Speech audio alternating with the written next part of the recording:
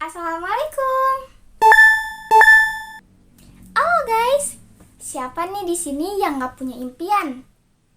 Siapa di sini yang nggak pernah ngerasa letih? Bawaannya semangat, ceria terus.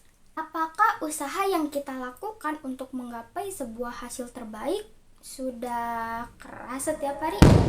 Untuk kamu yang tidak pernah letih menggapai impian, untuk kamu yang berusaha setiap hari, semoga kamu bisa termotivasi dan terinspirasi melalui biografi orang-orang sukses yang akan aku bahas di video ini. Menjadi orang berada atau singkatnya orang kaya adalah dambaan bagi setiap orang. Menginginkan hidup bahagia, hidup mudah, dan indah. Selain itu, bisa membantu banyak orang yang membutuhkan, membahagiakan orang terdekat, atau mungkin berbagi dengan kekasih tercinta.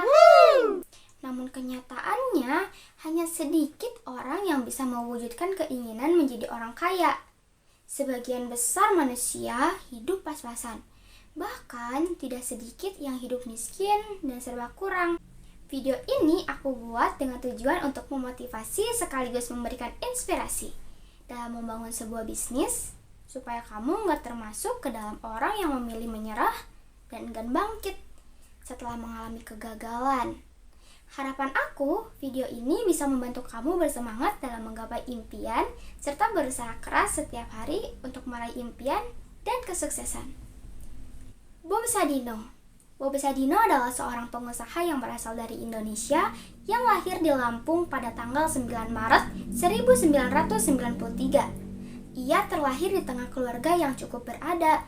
Sebagai anak bungsu, ia mewarisi seluruh harta kekayaan orang tuanya setelah kedua orang tuanya meninggal dunia. Saat ia berumur 19 tahun, karena belum bisa mengelola pengeluaran dengan baik dan merasa memiliki banyak uang, ia menghabiskan sebagian hartanya untuk bersenang-senang dengan keliling dunia. Ia memutuskan tinggal menetap di Belanda, menyambung hidup dengan bekerja di perusahaan yang bergerak di bawah bendera Jakarta Lilot yang terletak di Amsterdam. Ia menemukan cintanya yaitu Sulami Sujud. Di tengah hidup berkeluarga, Bob ingin kembali ke Indonesia, begitupun dengan sang istri. Sekitar tahun 1967, mereka kembali ke Indonesia.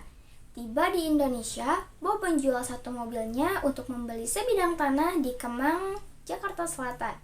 Ia mengundurkan diri dari pekerjaannya, ia menyewakan mobil miliknya, dan ia sendiri yang menjadi sopir. Tak lama kemudian, ia mendapatkan musibah. Ia mengalami kecelakaan dan mobilnya mengalami kerusakan. Karena biaya kerusakannya mahal, ia pun enggan memperbaiki. Lalu ia beralih bekerjaan untuk menjadi tukang serabutan, kuli bangunan, dengan gaji Rp100.000. Suatu hari, ia bertemu dengan temannya, seorang wirausaha yang bernama Sri Mulyono Herlambang.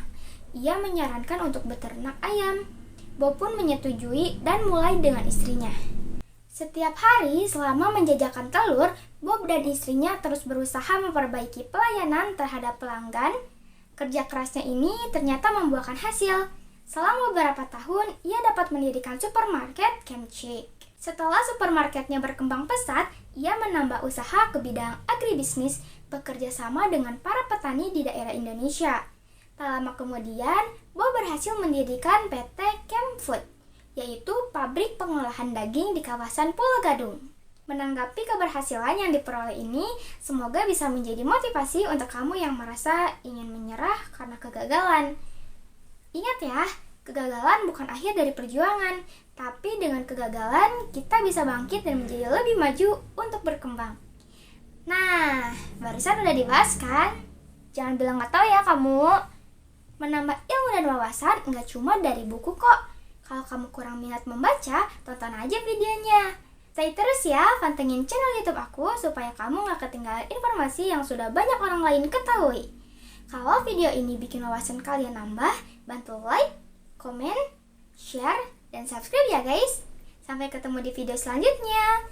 Bye!